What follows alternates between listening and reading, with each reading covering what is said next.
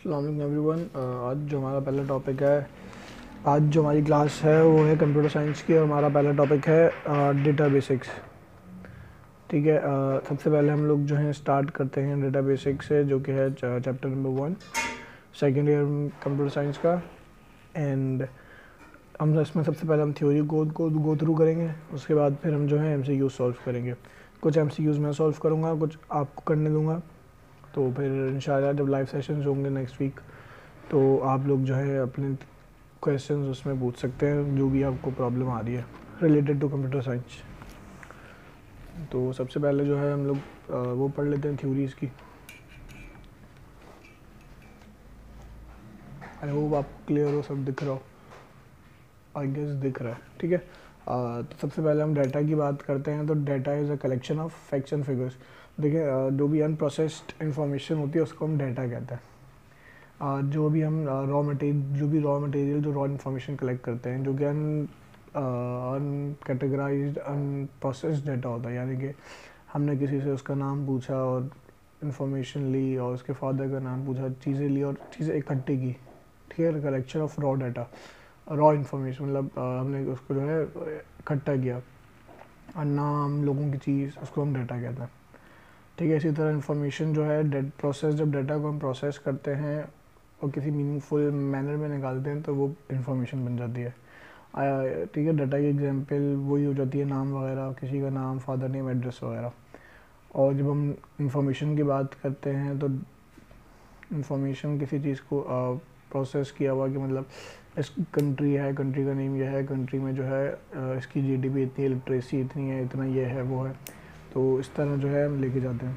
ठीक है। सबसे पहले फिर हम लोग ट्रेडिशनल फाइल सिस्टम क्या होता है, हम ये जो है हमारी बेसिकली अभी हम कॉन्सेप्ट्स बना रहे हैं डेटाबेस मैनेजमेंट सिस्टम के।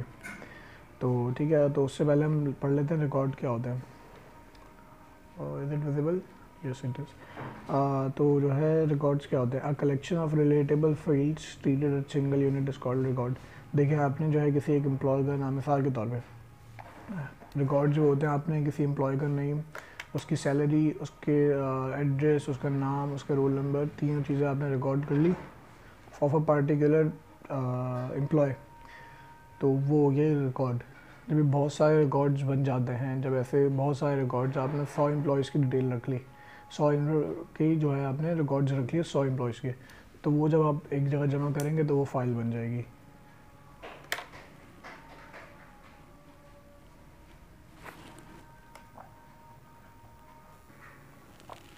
और उसके बाद फिर जो है हमारे पास जो चीज़ें आ जाती हैं वो है डाटा कैप्चरिंग के जितने भी मेथड्स होते हैं वो सब आ रहे हैं हमारे पास। ठीक है। ये हमारा पहला पेज था जिसमें हमने फाइल्स वगैरह रिकॉर्ड पढ़े थे। उसके बाद फिर हमारे पास आगे डाटा कैप्चरिंग के तरीके, कि हम डाटा को किस तरह कैप्चर करते हैं और फिर डाटा कैप्चर करके क्या प्रोसेस होते हैं और वो सारी चीज़ें। तो देखें, इसमें जो है सबसे पहले आता है हमारा डाटा कैप्चरिंग। इसमें हम डाटा कलेक्ट करते हैं, रिकॉर्ड की फॉर्म में लगते हैं और हम इसको प्रोसेस कर सकते हैं ईजीली। ठीक है। इसके बाद आती है डाटा मैनिपुलेशन। जब हम डाटा कलेक्ट करते हैं उसके ऊपर हम डिफरेंट ऑपरेशन परफॉर्म करते हैं, जैसे कि हम उसको क्लासीफाई कर सकते हैं। क्लासीफाई करना, हम उसको जो है ग्रुप्स में ऐड कर देते हैं। यानी कि अगर आपने स्टूडेंट्स का डाटा लिया है बहुत सारे, ठीक है, तो उसके बाद आपने उनको जो है डिफरेंट कैटेगरीज में कर दिया कि कोई क्या कहते हैं, कोई बच्चे हैं जिन्होंने FSC किया हुआ होगा, पंजाब बोर्ड के होंगे, कुछ होंगे सिंध बोर्ड के, कुछ होंगे प्री मेडिकल के, कंप्यूटर साइंस के, इस तरह जो है हमने उनको कैटेगराइज कर दिया। तो ये वही क्लासीफाइंग। उसके बाद कैलकुलेशंस इन दिस ऑपरेशन, इनके अंदर डिफरेंट अर्थमेटिक ऑपरेशंस परफॉर्म हो जाते हैं। ठीक है। उसके बाद जब सॉर्टिंग, तो सॉर्टिंग एक प्रॉपर ऑर्डर में जो है डाटा को प्रॉपर ऑर्डर में करना है। जैसे कि अगर हमने इस मिसाल के तौर पे हमने रोल नंबर लिया, तो हमने उनको लिया ऐसे एक मैनर रखा कि हम लोग जो है जब रोल नंबर लेंगे तो वो असेंड करेंगे, जो रोल नंबर हम लेंगे वो असेंड करेंगे, फ्रॉम 1 to 2 3 4 5 6 इस तरह।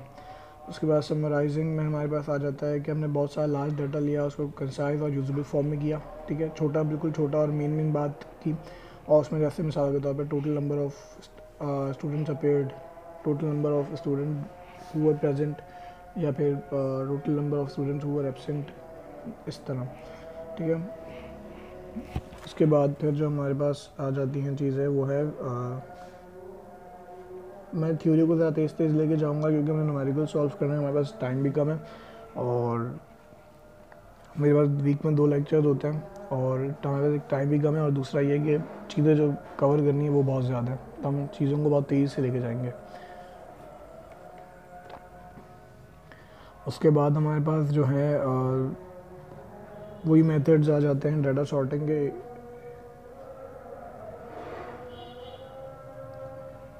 आउटपुट रिजल्ट्स के, ठीक है। अच्छा, इसमें जो है स्टोरेज द प्रोसेस अजान हो रही है।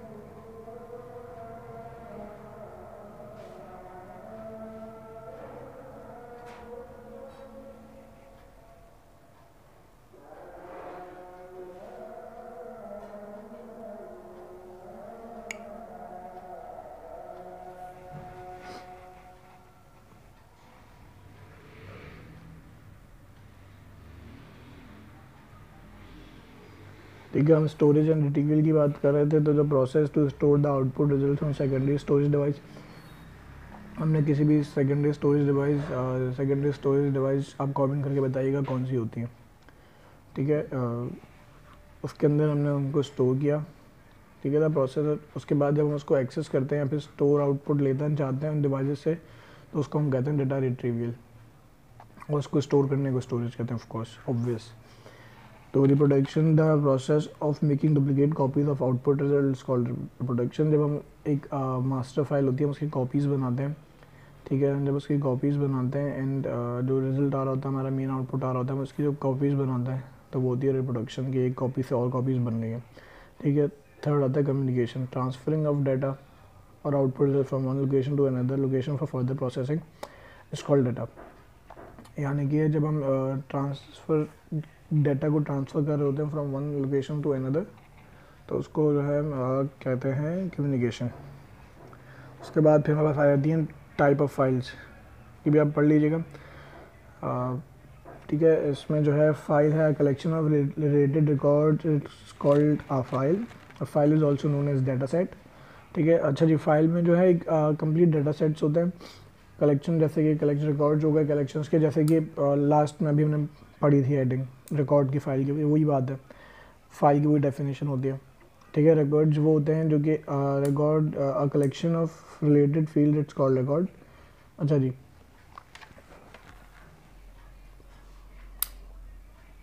हम लोग जो रिकॉर्ड को जैसे कि अगर हमें मिसाल के तौर पे एक शीट बनाई है डाटा टेबल, हमने एक डाटा टेबल बनाया है, तो उसमें जो है हमारे पास मिसाल के तौर पे हमने एक डाटा केबल वो बनाया है डाटा टेबल, तो उसमें जो है हमारे पास ऊपर लिस्ट होती है स्ट्रक्चर्स की, यानी कि पहले हमारे पास वो लिखे होते हैं पहले ऊपर, जैसे अगर हमने लिखा कॉलम्स होते हैं नेम, रोल नंबर और बाकी चीज़ें, तो उसके नीचे जो जितने भी रिकॉर्ड्स होते हैं, वो जितने भी नाम वो होते हैं वो रिकॉर्ड्स होते हैं, और उसके जो रॉज होती हैं, ठीक है, वो रिकॉर्ड्स होती हैं। उसी तरह जो फील्ड्स होती हैं वो भी रिकॉर्ड उसमें आती हैं रॉ में, कि ये बच्चे जो हैं वो वाले हैं, इनका रोल नंबर क्या है, ठीक है, रोल नंबर का एक वो आ जाएगा, फील्ड आ जाएगी, फिर एक फील्ड आ जाएगी उसकी क्या कहते हैं डेट ऑफ बर्थ की, एक फील्ड आ गई कि इसका नाम क्या है नेम्स की, और एक फील्ड आ गई फादर नेम्स की।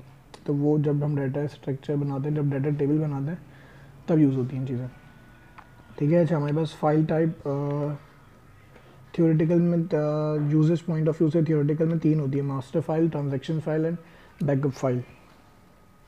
अच्छा जी, मास्टर फाइल वो होती है जो कि कांस्टेंट होती है और परमानेंट फाइल होती है, ठीक है, जिसके अंदर हम सारे डाटा हमेशा स्टोर करके रखते हैं और यूज़र के डिमांड पे वहाँ से डाटा आता है, ठीक है। उसमें जो है अपडेट करते रहते हैं हम, और उसके अलावा जब हम बनाते हैं मास्टर फाइल तो वो कभी स्टार्टिंग से एम्प्टी नहीं होती। उसके बाद ट्रांजैक्शन फाइल वो फाइल्स होती हैं जो कि हम मास्टर फाइल को अपडेट करने के लिए यूज़ करते हैं, ठीक है। और ये टेम्प्रेरी फाइल्स होती हैं और ये प्रोसेसिंग से पहले बनती हैं। और उसके अलावा फिर थर्ड आता है बैकअप फाइल। फिर हमारे पास थर्ड ऑप्शन होता है backup file. A file use to store copy of data, जो वही बैकअप हमने जो है उसको स्टोर, जो कॉपी होती है फाइल की हम वो स्टोर करते हैं, और जो ओरिजिनल डाटा होता है। अगर हमारा खुदा ना खास्ता कभी ऐसा होता है कि मास्टर फाइल या ट्रांजैक्शन फाइल हमारी मिस हो जाती है, तो हमारे पास उसकी बैकअप फाइल होती है, तो उससे हम जो है यूज़ करके बैकअप फाइल और अपना डाटा रिकवर कर सकते हैं, ठीक है। Usages functional point of view से 2 फाइल्स होती है, प्रोग्राम फाइल्स और डाटा फाइल्स। अच्छा जी, हमारे पास हम प्रोग्राम फाइल्स की बात करते हैं तो प्रोग्राम फाइल्स में हमारे पास जो है वो फाइल होती हैं जिनके अंदर .exe, .py, .java, इस तरह जितनी भी हमारे पास फाइल्स होती हैं इस तरह की फंक्शनल फाइल्स, तो वो जो है प्रोग्राम फाइल्स कहलाती हैं। डाटा फाइल वो होती है जो कि एक जिसके अंदर जो है यूज़र बनाता है, ठीक है, और अपने जो है एप्लीकेशन, ठीक है। और डाटा फाइल होती हैं जिनके अंदर जो यूज़र बनाता है और किसी एप्लीकेशन के थ्रू बनाता है, और each program file stores files in specific format, और किसी एक स्पेसिफिक फॉर्मेट के अंदर उन फाइल्स को रखता है। द प्रोग्राम फाइल क्रिएटेड, और इसकी लोकेशन से वो उसको अपनी ओपन करता है, एक्सेस करता है और उसको यूज़ करता है, ठीक है। For example MS word, MS excel, etcetera, .txt files भी, और .doc, ठीक है। अच्छा जी, ये टॉपिक आप पढ़ लीजिएगा।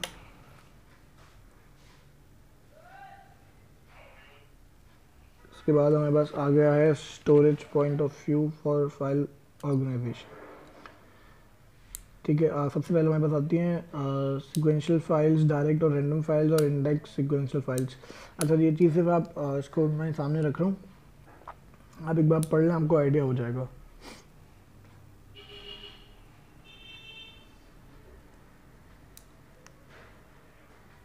क्योंकि आगे आगे MCQs आएंगे इनके बारे में इस तरह की कि कौन सा जो है जिसके अंदर सॉर्टिंग यूज़ होती है, कौन सी फाइल होती हैं जो रैंडम और होती हैं, और कौन सी कितनी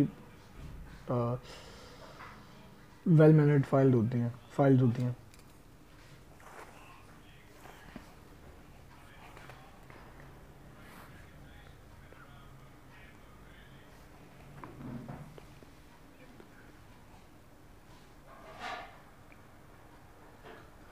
अच्छा जी, एक दूसरी बात ये कि आज के लेक्चर्स में जो गलतियाँ हो रही है, मैं पहले उसके लिए अपोलोजाइज़ कर लेता हूँ, बिकॉज एक तो मेरी तबीयत सही नहीं है, और दूसरा ये कि मैं आज पेपर देकर आ रहा हूँ और फिर मैं तबीयत सही नहीं थी, सो गया था मैं। इलेक्शंस की वजह से मेरे पेपर्स डिले हो गए क्योंकि मेरी यूनिवर्सिटी बंद थी, तो मेरे साथ ज़रा ये अनहोनी हो गई है। खैर, तो यहाँ पे दूसरी फाइल आती हैं डायरेक्ट और रैंडम फाइल्स, ठीक है। वो रैंडम फाइल्स होती हैं फाइल के अंदर रिकॉर्ड्स और सीक्वेंस के अंदर नहीं स्टोर होती, ठीक है।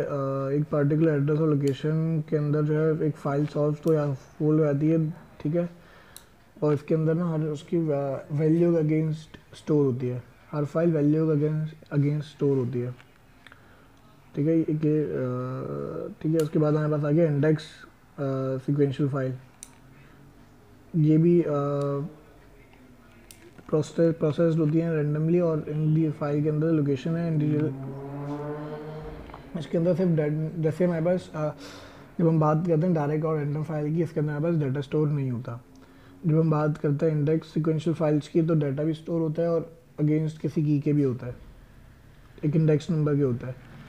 तो इंडेक्स ऑल्सो, जब हम आगे जाके पढ़ेंगे तो मैं आपको इंडेक्सिंग के बारे में बहुत अच्छे से बताऊँगा, ठीक है। रेफरेंस टू द उसके बाद हमारे पास आ गया डेटाबेस। अच्छा जी, डेटाबेस जो है, database is a collection of logically related data sets और files. Normally these data sets are different in nature, used for specified purposes. There are at least three main objects for using database in organization. अच्छा जी, अब हम जब बात करते हैं database की basis की, तो हम बात कर रहे हैं काफ़ी सारा डाटा. जब हमारे काफ़ी सारा डाटा जो कि हम किसी पार्टिकुलर स्टोरेज एक जगह किसी पार्टिकुलर लोकेशन पे सॉल्व सेव कराते हैं, ठीक है. और वो बहुत ज़्यादा डाटा होता है और वो बहुत वेल मैनेज डाटा होता है. उसके अंदर जो है डिफरेंट फील्ड्स का डाटा सेव करा सकते हैं, ठीक है. तो उसको हम कहते हैं डेटाबेस. अच्छा जी, उसके अंदर हम तीन चीज़ें जो है मेन ऑब्जेक्टिव होते हैं, तीन: data integration, data integrity, data independence. इसके अंदर जो है होता ही है कि यूज़र आप भी यूज़ कर रहे हो डाटा, सेम यूज़र कोई और भी यूज़ कर रहा है, तीसरा बंदा भी यूज़ कर रहा है, चौथा बंदा भी यूज़ कर रहा है. हमारे 4 यूज़र्स हैं, ठीक है. सेम टाइम, मीन टाइम में, रन टाइम पे वो अपडेट भी होता रहता है. रियल टाइम में अपडेट हो रहे होते हैं, ठीक है. मिसाल के तौर पे अगर हम बात करें कि एक यूनिवर्सिटी है, कॉलेज है, उसके जो है अटेंडेंस ट्रैकिंग सिस्टम की, तो जो है अटेंडेंस बार उसकी जो है अपडेट हो रही होती है, ठीक है. स्टूडेंट्स आ रहे हैं और उसकी अटेंडेंस जो है अपडेट होती रह रही हो रही है. तो जो है इस तरह. लेकिन आखिर में होता ही है कि जब आप भी एक यूज़र 1 यूज़ कर रहा है, यूज़र 2 यूज़ कर रहा है, जब सब यूज़र्स यूज़ कर रहे हैं उसके बाद डिफरेंट लोकेशन से यूज़ कर रहे हैं, लेकिन उसके बाद वो डाटा है वो एक सेंट्रलाइज लोकेशन पे सेव हो जाएगा. उसको कहते हैं data integration. Integration means total करना, ठीक है. Data integrity. अच्छा जी, डाटा इंटीग्रिटी का मतलब होता है कि एक्यूरेसी होती है डाटा के अंदर, एंड वो रिलायबल होता है. हमारा डाटा उसमें सेव होता है. इट डजंट मीन कि मतलब हम डाटा लॉस होने के चांसेस कम होते हैं हमारे पास, ठीक है. उसके बाद आते हैं हमारे पास data independence. It ensures that data entered in a database is accurate and consistent, ठीक है. अच्छा जी, इसके अंदर जो है डाटा एक हमारा जो है इंश्योर करता है कि डाटा जो है जिस फील्ड का हमें सेव करना है वही आ रहा है, उसी फाइल का आ रहा है, उसी टाइप का आ रहा है, और जो है एक्यूरेट आ रहा है कि कंसिस्टेंट है कि नहीं, ठीक है. अच्छा जी, उसके बाद हमारे पास आते हैं डाटाबेस मॉडल्स. उसके अंदर हमारे पास 3 मॉडल होते हैं: नेटवर्क, रिलेशनल एंड हायरार्किकल. अच्छा जी, उसके बाद हमारे पास नया दूसरा टॉपिक है एप्लीकेशन प्रोग्रामर्स. अच्छा, डाटाबेस पे काम कौन कर रहे होते हैं? डाटाबेस पे काम कौन कर रहे होते हैं? 3 लोग होते हैं, ठीक है. पहले वो होते हैं एप्लीकेशन प्रोग्रामर्स. पहले जो काम कर रहे होते हैं वो होते हैं एप्लीकेशन प्रोग्रामर्स. वो जो हैं वो लोग होते हैं जो डाटाबेस की प्रोग्रामिंग करते हैं, उसको डाटाबेस बनाते हैं एप्लीकेशन, और यूज़र एंड पे एक इंटरफेस ला के देते हैं, आईडी ला के देते हैं, ठीक है. तो वो होते हैं application programmers. Database administrator, person who is responsible. अच्छा जी, एडमिनिस्ट्रेटर डेटाबेस वो पर्सन होता है जो कि उस डेटाबेस को मैनेज कर रहा होता है. मिसाल के तौर पे लाइब्रेरियन, ठीक है. लाइब्रेरियन वो पर्सन होता है जो उस डाटा को, जितने भी उसका जिम्मेदार होता है, एडमिनिस्ट्रेटर होता है. तो जो है, और सिंपली हम इसको कहते हैं डेटाबेस एडमिनिस्ट्रेटर. एंड यूज़र्स वो होते हैं, एंड यूज़र्स यानी कि जो कस्टमर्स होते हैं जो कि यूज़र एंड पे यूज़ कर रहे होते हैं डेटाबेस मैनेजमेंट सिस्टम को, ठीक है. उस पर ऑपरेशन कर रहे होते हैं, वहाँ पे अपडेट कर डाटा रियल टाइम में अपडेट कर रहे होते हैं, डिलीट कर रहे होते हैं डाटा, एंड उसमें से बार डाटा रिकवर कर रहे होते हैं, ठीक है. और वो यूज़ करते हैं आईडीज़ जो प्रोवाइड होती हैं. अच्छा जी, सब बेसिक डाटा मैनेजमेंट जो है सिस्टम को हम यूज़ करने के लिए हम लोग टूल्स यूज़ करते हैं, आईडीई यूज़ करते हैं. तो वो हमारे पास होती है एसक्यूएल इंटरफेसेस, और बहुत सारी होती हैं, भी आप मुझे कमेंट करें.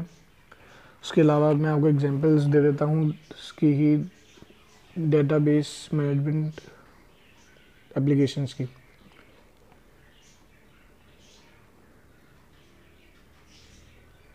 अच्छा जी, यहाँ बस आ गया माय एसक्यूएल, ओरेकल, ठीक है. और बहुत सारे और भी हैं, ठीक है. दो तीन आप भी देख लीजिएगा. उसके बाद database management system. Database management system is a software application that interacts with user and other application, and that it is used to capture and analyze data. General purpose DBMS allows the definition, creation, query and update and administration of database, ठीक है. अच्छा जी, इसमें जो है database computer software होता है, application होती है जो कि यूज़र एंड पे मिलती है और उसको उस डाटा तक पहुंचाती है जो कि डेटाबेस के अंदर हमने स्टोर किया हुआ होता है. सेम टाइम पे एडमिनिस्ट्रेटर भी रन कर रहा था उस डाटा को, सेम टाइम पे यूज़र भी रन कर रहा होता है, और उसके अंदर यूज़र को अलाउ करता है क्यूरीज चलाने को और अपडेट करने को और एडमिनिस्ट्रेट करने को डाटा को। अच्छा जी, एडवांटेजेस जो है मैं हेडिंग्स पढ़ दूंगा एडवांटेजेस की, बाकी आप अंदर का मटेरियल पढ़ लीजिएगा। और advantages and advantages of database management system. सबसे पहले हमारे पास आता है डाटा शेयरिंग। ठीक है, हम जो है डेटाबेस मैनेजमेंट सिस्टम के अंदर डाटा शेयरिंग बहुत इजीली कर सकते हैं, हमारे बहुत इजी हो सकती है। और फिर हमारा आता है data independence, the separation of data structure of database. ठीक है, हमारा जो है वही बात आ गई कि डाटा कंसिस्टेंट है कि नहीं है, और हमारा जो डाटा आ रहा है वो रिलेटेबल है कि नहीं है, और जो डाटा हमारा आ रहा है वो स्ट्रक्चर्ड है कि नहीं, तो वो चीज़ हम जो है इसमें डाटा इंडिपेंडेंस चेक करते हैं। ठीक है, उसके बाद जो है ये है सपोर्ट कॉम्प्लेक्स डाटा रिलेशनशिप। उसके बाद डाटा सिक्योरिटी, हमारा डाटा सेफ रहता है, डाटा बैकअप और रिकवर कर सकते हैं हम। ठीक है, उसके मोर कैपेबल होते हैं, और उसके अंदर ऑनलाइन एक्सेस होता है और रिपोर्टिंग होती है, और बहुत सी फीचर्स भी होते हैं, एडवांस फीचर्स होते हैं डेटाबेस मैनेजमेंट सिस्टम के अंदर। ठीक है, उसके बाद आता है डिसएडवांटेजेस के अंदर cost of hardware and software. अब जब हम डेटाबेस की बात करते हैं तो फिर ज़ाहिर ऑफ कोर्स हम अपने पीसी पे तो डेटाबेस नहीं रखे रहे होंगे, मतलब उसके लिए बहुत कॉस्टली जो है सॉफ्टवेयर एक तो बहुत कॉस्टली आते हैं, उसके बाद जो हमें हार्डवेयर की नीड होती है to run the database files, वो बहुत हैवी होता है। ठीक है, उसके बाद कॉस्ट ऑफ डाटा कन्वर्जन। ठीक है, अच्छा जी, उसके बाद आगे भी डिसएडवांटेजेस है, पढ़ लीजिएगा, टाइम कम है हमारे पास और हमें न्यूमेरिकल्स एमसीक्यूज भी सॉल्व करना है। ठीक है, हम फीचर्स बात कर लेते हैं। तो data dictionary, the main feature of management system are describe below. ठीक है,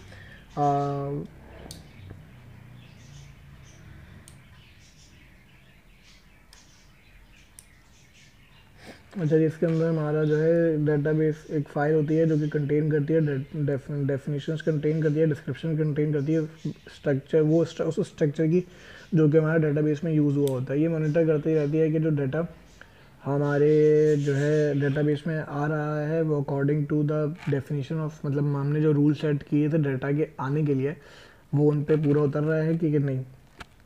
ठीक है, उसके बाद जो है डेटाबेस मैनेजमेंट सिस्टम प्रोवाइड करता है software programs known as utilities जो कि यूज़ होते हैं मैनिपुलेट करने के लिए डाटा को और मेंटेन करने के लिए डेटाबेसेस को, और ये also these are also use for back, और जो है रिकवरी एंड बैकअप फाइल के लिए भी ये यूज़ होता है। फिर उसके बाद क्वेरी लैंग्वेज आ जाती है, जैसे कि स्ट्रक्चर्ड क्वेरी लैंग्वेज SQL। तो इसमें जो है क्वेरी लैंग्वेज इंटरेक्ट, हम डाटाबेस से इंटरेक्ट करते हैं। ठीक है, मैंने आपको बताया SQL यूज़ होती है ज़्यादातर डेटाबेसेस में। उसके बाद फिर जो है हमारे पास नेक्स्ट आ जाता है वही report generator is that is generate report and retrieve data from one and more tables of database and it represent it to the user in formatted way। ठीक है, अब जो है रिपोर्ट जनरेट करते हैं और आपके अकॉर्डिंग, आपके मुताबिक जो है वो क्या कहते हैं डेटाबेस टेबल्स में प्रेजेंट करता है यूज़र के, आपके पसंदीदा आपके बताए हुए फॉर्मेट के अकॉर्डिंग। ठीक है, access security, database management system provide security features by using facility. वही बात है, वही जब हमने उसकी बात की थी, जब हमने बात की थी एडवांटेजेस की, तो ये सेम वही हेडिंग है, सेम वही बात लिखी, और बैकअप एंड रिकवरी भी सेम चीज़ है। ठीक है, इसके बाद हम जो है उसके बाद हमारा नेक्स्ट टॉपिक हम MCQ सॉल्व करेंगे, कुछ मैं करूँगा कुछ आप करेंगे, तो मिलजुल के करेंगे तो जल्दी हो जाएंगे।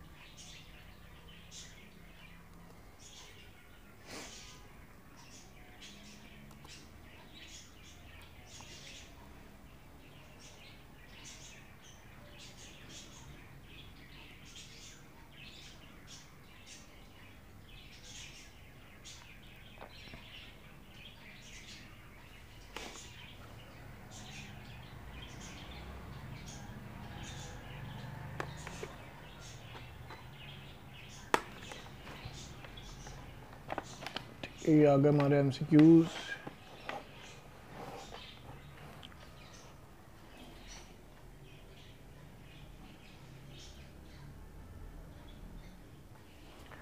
ठीक है, तो हमारे पास MCQs बुक आ गई। मैं आपको इस बुक की जो है PDF शेयर कर दूंगा।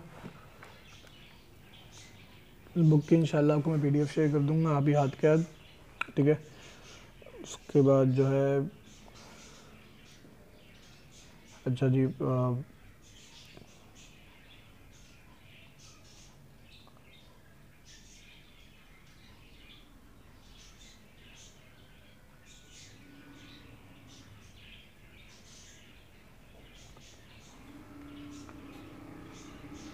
सबसे पहले हमारा पहला MCQ है। अच्छा जी, प्रोसेस डाटा क्या होता है? Of course information. ठीक है, उसके बाद सेकंड है, अच्छा जी इसमें आप ना MCQs ट्राई करें, खुद सॉल्व करें। जो मुझे मुश्किल लग रहा है मैं पढ़ता जा रहा हूँ, वो कराता जाऊँगा। बाकी थ्योरी वाले हैं तो ये ऑफ कोर्स आपको खुद करने पड़ेंगे, मैं आपको करा नहीं सकता ये MCQs, मतलब क्या बताऊँ मैं आपको इसमें। तो जो है अच्छा, विच ऑफ द, ये इंटरेस्टिंग है, which of the following is example of a database. आप जो है इसमें से आप बताएंगे कौन सी, फोन बुक, स्टूडेंट रिकॉर्ड्स और लाइब्रेरी कैटलॉग। फोन बुक में भी सेंट्रलाइज्ड होकर डाटा सेव हो रहा है। अच्छा जी, अच्छा फिर लाइब्रेरी कैटलॉग की बात करें, लाइब्रेरी रिकॉर्ड्स की बात करें तो वहाँ पे भी सेम इसी यही प्रोसेस होता है।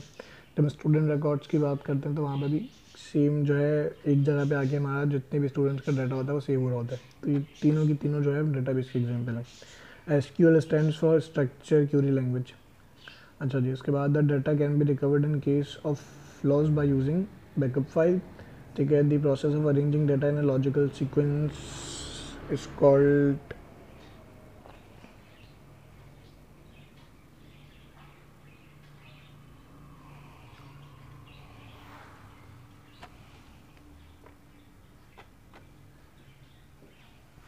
अच्छा जी, वापस आ जाए। अच्छा जी, the data can be recovered in case of using, अच्छा हो गया, कौन सा करना था हमने। अच्छा जी, the process of arranging data in a logical sequence is called.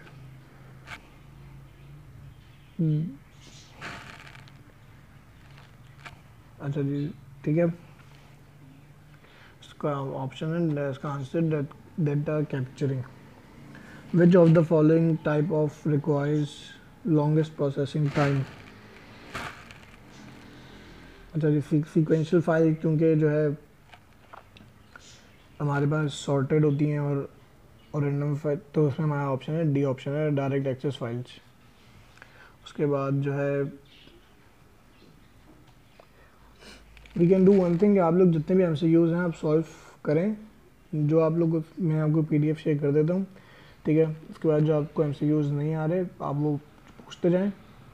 Live session भी रख सकते हैं अगर आप कहें तो, मैं पोल डाल दूंगा ग्रुप पे, तो बता दीजिएगा कि लाइव सेक्शन रखना है, लाइव सेशन रखना है। या फिर सेकंड चीज़ ये हो सकती है कि आप मेरे फ़ोन नंबर पर या फिर उसके ऊपर क्या कहते हैं, ग्रुप के ऊपर, काउंटर बैच के ऊपर आप अपने MCQs की क्यूरीज डालते रहें और मैं जो हूँ आपको आंसर करता जाऊँगा। ठीक है, तो ये एक तरह से होमवर्क है, मैं आपको जो हूँ वो कर देता हूँ, सारे स्क्रीनशॉट दे देता हूँ, आप स्क्रीनशॉट्स ले लें MCQs के।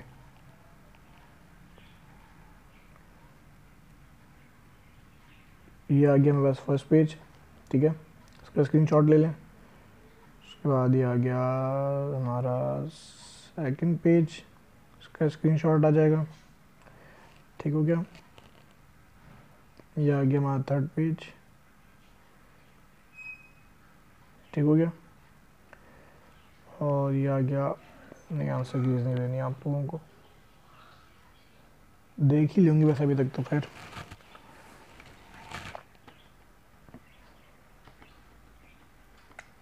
और once again sorry for the inconvenience, because आज जो है एक्चुअली मेरा आज पेपर था, तो इस वजह से मैं लेक्चर भी कुछ प्रॉपर तैयार कर नहीं पाया था, लेकिन आप लोग का लेक्चर भी इम्पोर्टेंट था तो टाइम आप लोग का कम रह गया, तो इसलिए मिस्टेक्स को नज़रअंदाज कीजिएगा। और दूसरा ये कि थोड़ा तबीयत भी सेट नहीं थी, इंशाल्लाह कल जो है मामला अच्छे होंगे और बेहतर होंगे।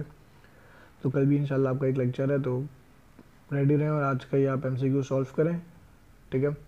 जो MCQ सॉल्व नहीं हो रहे ये भी वो बता दीजिएगा, वरना कल मैं इसके इंपॉर्टेंट MCQ जो मुश्किल हैं वो निकाल के रखूँगा, मैं ख़ुद ही बता दूँगा, ठीक है। Okay, thanks.